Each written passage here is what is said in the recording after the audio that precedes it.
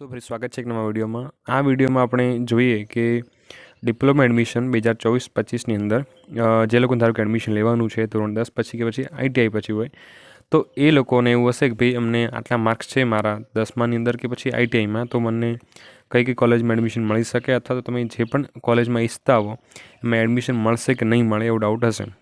તો આની અંદર શું થતું હોય છે કે તમને જે તમારા માર્ક્સ છે એના ઉપરથી ઓલ ગુજરાતમાંથી તમારો એક રેન્ક બહાર પડતો હોય છે. તો તમે રેન્ક ઉપરથી પણ તમે ચેક કરી શકો છો, અને તમારા જે માર્ક્સ છે ધોરણ 10ના, અને જે લોકોને ધારો કે ITIમાંથી એપ્લાય કરવાનું હોય ITI ઉપરથી, તો એ લોકોને ITIના માર્ક્સ, તો માર્ક્સથી અને રેન્કથી બંનેથી તમે ચેક કરી શકો છો કે ભાઈ આ કોલેજનું લાસ્ટમાં જે કટ ઓફ જે છે કેટલું હતું. તો એના પર તમે એક અંદાજો મેળવી શકો છો કે ભાઈ તમને એમાં એડમિશન મળશે કે નહીં મળે. એટલે તમારે જેમાં પણ એડમિશન લેવાનું છે કોલેજનું, બરાબર છે, કોલેજમાં, તો એ તમે PDFમાંથી જોઈ શકશો કે ભાઈ મારા આટલા માર્ક્સ છે તો એ કોલેજમાં મને એડમિશન મળશે કે નહીં મળે. તો હું તમને હાલ સમજાવીશ. આપણે બંનેનું જોઈશું, ધોરણ 10 પછી અને ITI પછી બંનેનું જોઈશું. બંનેનું કટ ઓફ અલગ અલગ છે, બરાબર છે. તો આપણે હવે જોઈએ. તો પહેલાં આપણે ધોરણ 10 પછી જે લોકોને એપ્લાય કરવાનું છે તો એમનું જોઈએ, અને પછી જોઈએ આપણે CTOD માટેનું. હવે આપણે કટ ઓફ જોઈએ, અને આ જે કટ ઓફ જે છે એ ફર્સ્ટ યર માટેનું છે, એટલે કે ધોરણ 10 પછી જેને એપ્લાય કરવું હોય એમના માટે છે.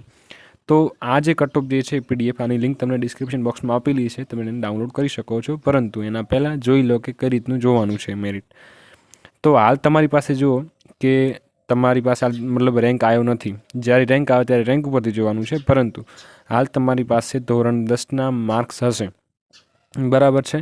તો એની ઉપરથી કઈ રીતનું જોવાનું છે, તો આની અંદર માર્ક્સ કયા કયા કેલ્ક્યુલેટ થશે પહેલાં સમજી લો. કે તમારે જે ગણિત છે, બરાબર છે, વિજ્ઞાન છે અને ઇંગ્લિશ છે, આ 3 વિષય છે. તો એ 3 વિષયના 300 માર્ક્સ થશે, એટલે 100, એટલે કે તમારા માર્ક્સ ટોટલ કેટલા હોય છે? 300. હવે 300માંથી તમારે કેટલા આયા છે, બરાબર, તો તમારે સરવાળો કરી દેવાનું માર્કશીટમાં જોઈને કેટલા તમારે માર્ક્સ છે ગણિત, વિજ્ઞાન અને ઇંગ્લિશના.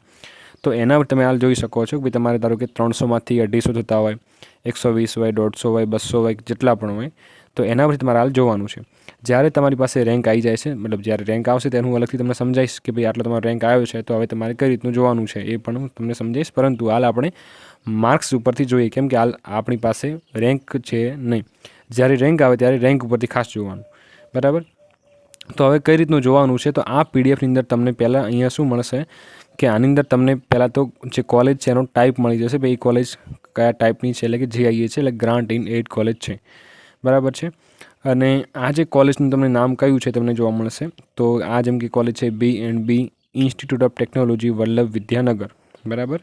અને એની અંદર આપણે જેમ કે અહીંયા તમે જુઓ, થોડું ઝૂમ કરીને હું તમને બતાવું કે ભાઈ અહીંયા તમે જોશો તો આની અંદર અહીંયા પહેલી બ્રાન્ચ આલી છે સિવિલ એન્જિનિયર. તો એ કોલેજમાં સિવિલ એન્જિનિયરની અંદર હવે તમે થોડું આગળ જોશો તો કે ભાઈ અહીંયા પહેલી જે લાઈન છે એ હું તમને સમજાવું કે ભાઈ અહીંયા જે પહેલાં જે છે AI કેટેગરી છે, એટલે કે ઓલ ઇન્ડિયા કેટેગરી. જે લોકો ધારો કે અધર સ્ટેટમાંથી એપ્લાય કરતા હોય તો એમને અહીંયા જોવાનું.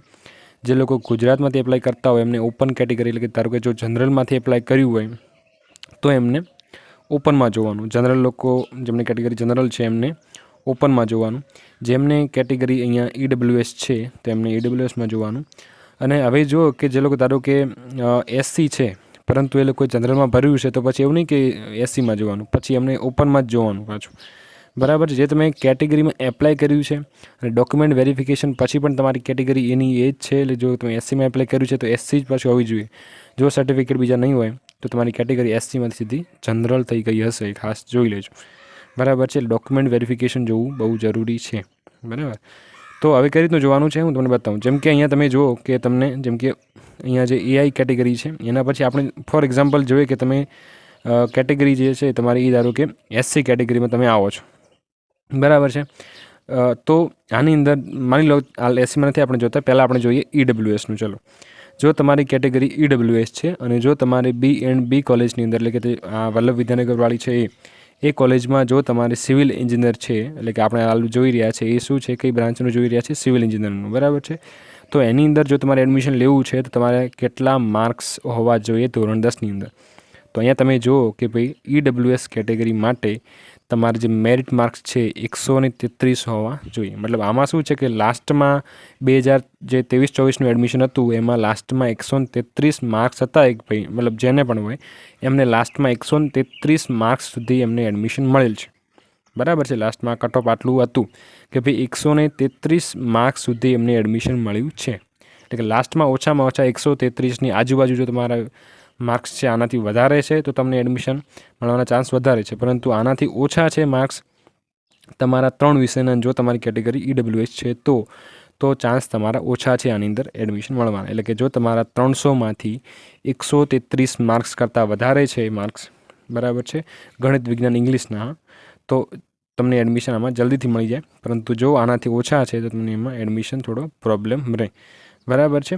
અને જો તમારી રેન્ક જ્યારે પણ આવે ત્યારે જો તમારી રેન્ક 37,544ની આજુબાજુ હોય, બરાબર છે, જો આનાથી વધારે હોય, જેમ કે 38,000 હોય, 39 હોય, 40, તો તમને એમાં એડમિશન મળવાના ચાન્સ ઓછા. પરંતુ જેમ તમારી રેન્ક 20,000, 25,000, બરાબર છે, 35,000 એટલા સુધી હોય તો તમને આમાં એડમિશન મળવાના ચાન્સ વધારે.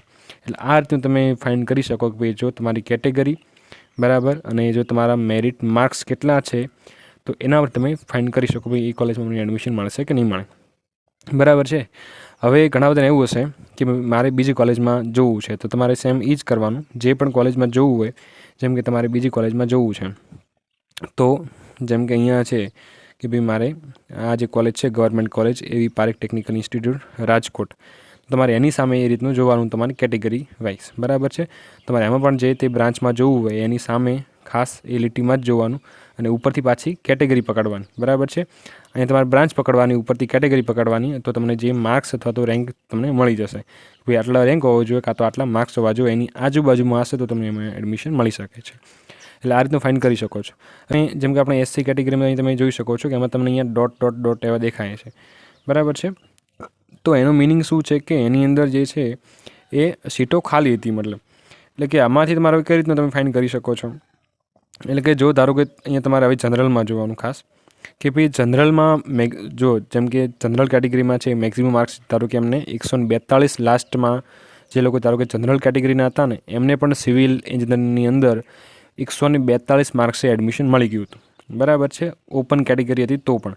હવે જો ધારો કે તમારે 142 માર્ક્સની આજુબાજુ છે અને જો ધારો કે તમારી કેટેગરી જે છે એ SC છે તો તમને એમાં એડમિશન ઇઝીલી મળી જશે, કેમ કે એમાં સીટો ખાલી હતી. બરાબર છે. એટલે એ રીતનું જોવાનું છે. તમને અહીંયા જે ડોટ ડોટ ડોટ આપેલું છે તો તમારે શું કરવાનું, જનરલ કેટેગરી સાથે તમારે માર્ક્સ સરખાઈ દેવાના કે ભાઈ મારે આટલા માર્ક્સ છે, બરાબર છે, તો હું જનરલ સાથે સરખાવું છું. જેમ કે મારે માર્ક્સ છે 150, ધારો કે અહીંયા જનરલમાં લાસ્ટમાં 142 માર્ક્સ છે એમને એડમિશન મળી ગયું હતું, તો આપણું પણ 150 માર્ક્સ હોય તો તમને, જો તમારી કેટેગરી પાછી જો SC છે તો તમને ઇઝીલી એમાં એડમિશન મળી જાય. કેમ કે આના કરતાં માર્ક્સ તમારે ધારો કે ઓછા હશે તો પણ તમારી કેટેગરી વાઇઝ જો તમે એપ્લાય કરો તો તમને એમાં એડમિશન મળી શકે છે. બરાબર છે. એટલે આ રીતનું તમારે જે છે જોવાનું છે. તો હવે આપણે જે CTOD માટેનું જે કટ ઓફ જે છે એ જોઈએ. તો આની અંદર પણ તમારે જે જોવાનું છે એ આપણે જેમ આગળ જોયું એ રીતનું તમારે આમાં કટ ઓફ પણ જોવાનું છે. સેમ પદ્ધતિ છે. આ PDF લિંક પણ તમને ડિસ્ક્રિપ્શનમાં આપેલી છે, તમે એને ડાઉનલોડ કરી શકશો. બરાબર. તો હવે પહેલાં તમને અહીંયા ટાઈપ આપેલું છે કે ભાઈ કોલેજ કેવા પ્રકારની છે, GIA છે એટલે કે ગેરંટીડ એડ છે કે પછી સેલ્ફ ફાઇનાન્સ છે કે પછી ગવર્મેન્ટ છે, અને કોલેજનું નામ છે જેમ કે આપણે જોઈએ BNB કોલેજનું જે વલ્લભ વિદ્યાનગરમાં છે, અને એની અંદર બ્રાન્ચ જોઈએ EC એટલે કે ઇલેક્ટ્રોનિક્સ એન્ડ કમ્યુનિકેશન. તો એમાં જોઈએ કે માની લો તમારી કેટેગરી પણ તમને અહીં ઓપન આપેલી જ છે, બરાબર, open EWS SC ST SC BC. તો તમારી કેટેગરી વાઇઝ જોવાનું, જેમ કે માની લો તમારી ઓપન કેટેગરી છે, તમારે BNBમાં એડમિશન લેવું છે ECમાં એટલે કે ઇલેક્ટ્રોનિક્સ એન્ડ કમ્યુનિકેશનમાં, તો તમારા જે માર્ક્સ છે ITIના એ તમારા માર્ક્સ અહીંયા 100 માર્ક્સ હોવા જોઈએ. તો હવે આ 100 માર્ક્સ કઈ રીતના કેલ્ક્યુલેટ થાય છે, તો જુઓ કે જે ધારો કે તમારે જે આપણે ITIની અંદર તમારા જે જેમ કે ટ્રેડ આવે છે, પ્રેક્ટિકલ છે, થિયરી છે, વર્કશોપ છે, કેલ્ક્યુલેશન છે, મતલબ વર્કશોપ એન્ડ કેલ્ક્યુલેશન, તો એ જે પણ તમારા મતલબ એની અંદર માર્ક્સ આપેલા હોય છે એ લોકો આને 300માં કન્વર્ટ કરે છે, અને 300માંથી તમારે જેટલા માર્ક્સ આવે એ આની અંદર એ લોકો એ રીતનું તમારું રેન્ક બનાવે છે. ઇક્વેશન હજુ એમને એ લોકોએ આપ્યું નથી એટલે આપણે કન્વર્ટ હું તમને કરીને હાલ બતાવી શકું એમ નથી. બરાબર છે. પરંતુ તમારા માર્ક્સ જે છે 300માં કન્વર્ટ થશે અને પછી તમારે આની અંદર જે છે એ રેન્ક બનશે. રેન્ક આવે ને ત્યારે એમને ખાસ ક્લિયર થશે. એ લોકોને ધારો કે માર્ક્સ ઉપરથી એ લોકોને મતલબ પ્રોબ્લેમ થશે ગણતા કે ભાઈ એમને આટલા માર્ક્સ હવે કઈ રીતના કેલ્ક્યુલેટ કરવા પાછા 300માંથી. બરાબર. એટલે એ લોકોને શું કરવાનું, જ્યારે ધારો કે રેન્ક આવે ને એમને ત્યારે રેન્ક ઉપરથી એમને આ કટ ઓફ જોઈ લેવાનું ખાસ. બરાબર છે. તો રેન્ક ઉપરથી એ લોકો કઈ રીતના જોવાનું છે, એમ કે તમારો રેન્ક છે અહીંયા ઓપન કેટેગરી માટે અહીંયા 4,395 જો તમારો રેન્ક છે એટલા સુધી આવે છે, બરાબર છે, એનાથી વધારે નહીં પરંતુ એનાથી ઓછો હોવો જોઈએ ખાસ, તો તમને B&Bમાં કોલેજ મતલબ કે આ જે કોલેજ છે એની અંદર તમને ECમાં એટલે કે ઇલેક્ટ્રોનિક્સ એન્ડ કમ્યુનિકેશન્સની અંદર તમને એડમિશન જે છે તમને ઇઝીલી મળી જાય જો આટલો રેન્ક આવે તો. અને એ જ રેન્ક માટે EWS કેટેગરીમાં તમે જુઓ તો એમાં ખાલી સીટ છે. બરાબર છે, જો તમારી કેટેગરી EWS છે અને જો તમારી રેન્ક જે છે 4395થી ઓછો છે તો તમને આની અંદર અથવા તો તમારે એટલો છે તો થોડો એનાથી મતલબ 4800 સુધી એટલે મતલબ એની આજુબાજુ હોય તો તમને EWS કેટેગરીમાં એડમિશન જે છે ઇઝીલી મળી જાય, કેમ કે એમાં સીટ જે છે ખાલી પડી છે. બરાબર છે, જેમ મેં તમને આગળ સમજાવ્યું ધોરણ 10 માટે એની એ જ તમારે આ રીતનું જોવાનું છે. અને તમને ડોટ દેખાય છે એટલે એ રીતનું કે ભાઈ એમાં જે છે સીટો ખાલી છે. તમારે કમ્પેરિઝન કરવાની છે ઓપન કેટેગરી સાથે, કે જેમ કે આટલી જો તમારી રેન્ક છે 4395 તો B&B કોલેજની અંદર જો તમારી કેટેગરી છે SC તો તમને એમાં એડમિશન જે છે જો તમારે રેન્ક જે છે આટલો આવે એની આજુબાજુ તો તમને એમાં, અને જો તમારી કેટેગરી SC હોય તો તમને એમાં એડમિશન જે છે ઇઝીલી મળી જાય, કેમ કે એમાં સીટ ખાલી છે. બરાબર છે, એટલે લાસ્ટમાં જે છે 4395 રેન્ક જેમને આવેલી એમાં પણ એમને એડમિશન જે છે મળી ગયેલું છે. એટલે જો તમારી રેન્ક આની આજુબાજુ આવે તો તમને એમાં એડમિશન જે છે ઇઝીલી મળી જાય. બરાબર છે, જ્યારે તમારી રેન્ક આવે ને ત્યારે તમારે આમાં ખાસ જોવાનું. બરાબર છે, જો તમે ધારો કે કેટેગરી જે છે કોઈ બીજી છે, બરાબર છે, જેમ કે SC છે તો પણ તમારે આમાંથી તમે જોઈ શકો છો, પરંતુ તમારે કમ્પેરિઝન કરવાનું રહેશે અહીંયા જનરલ સાથે, કેમ કે અહીંયા તમને ડોટ આપેલું છે તમને એમાં ખબર નહીં પડે તો તમારે શું કરવાનું, જનરલ સાથે તમારી રેન્ક સરખાઈ દેવાની. માની લો તમારી જનરલ સાથે તમે રેન્ક સરખાવો છો અને તમારી રેન્ક છે 5000 અને આમાં આપેલી છે 4395, પરંતુ તમારી કેટેગરી શું છે SC, તમને એમાં એડમિશન પહેલાં મળી જાય, ભલે ધારો કે થોડો રેન્ક ઓછો હોય તો પણ તમને એમાં એડમિશન ઇઝીલી મળી જાય, કેમ કે તમારી કેટેગરી જે છે ઓપન કરતાં તો તમને સારી રીતે મળી શકે એડમિશન, તમારે ધારો કે કેટેગરી SC હોય તો. બરાબર છે, તો એ રીતનું તમારે અહીંયા આમાં ખાસ જોવાનું છે. બરાબર છે, તમને આની લિંક તમને ડિસ્ક્રિપ્શન બોક્સમાં આપેલી છે PDFની.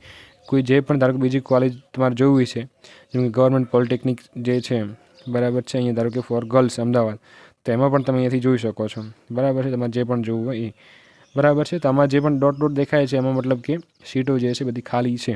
બરાબર, પણ તમારે પહેલાં જનરલ સાથે જોઈ લેવાનું કે ભાઈ એમની સાથે તમારી રનિંગ કમ્પેર કરીને ચેક કરી લેવાનું, તો તમને એમાં આઈડેન્ટિફાઈ તમે કરી શકશો. બાકી ડોટ હશે તમે કહેશો ભાઈ આની અંદર કંઈ આપેલું નથી, તમે કઈ રીતના જોઈ શકીએ. બરાબર છે, તમારે શું કરવાનું, જે જનરલ રેન્ક છે એની સાથે સરખાઈ દેવાનું છે. બરાબર, તો આ રીતની તમારી જે છે એ PDFમાં કટ ઓફમાં જોઈ લેવાનું કે ભાઈ તમારું જે રેન્ક છે આટલો આવશે તો તમે એમાં એડમિશન જે છે મળી શકશે. તો આઈ હોપ કે તમને આ વિડીયો સરસ લાગ્યો હશે. કંઈ પણ પ્રોબ્લેમ હોય તમે કમેન્ટમાં રજૂ કરી શકો છો. ચેનલને સબસ્ક્રાઈબ ખાસ કરી લેજો, તમારા મિત્રો સુધી શેર કરજો અને વોટ્સએપ ગ્રુપમાં ખાસ જોડાઈ જજો, જેથી તમને રેગ્યુલર જે છે અપડેટ મળતી રહેશે. અને ચેનલને સબસ્ક્રાઈબ કરીને જે ઓલ નોટિફિકેશન જે છે એના પર ખાસ પ્રેસ કરી લેજો. બરાબર છે, તો ચલો મળીએ નેક્સ્ટ વિડીયોમાં. ત્યાં સુધી જય હિન્દ, જય ભારત.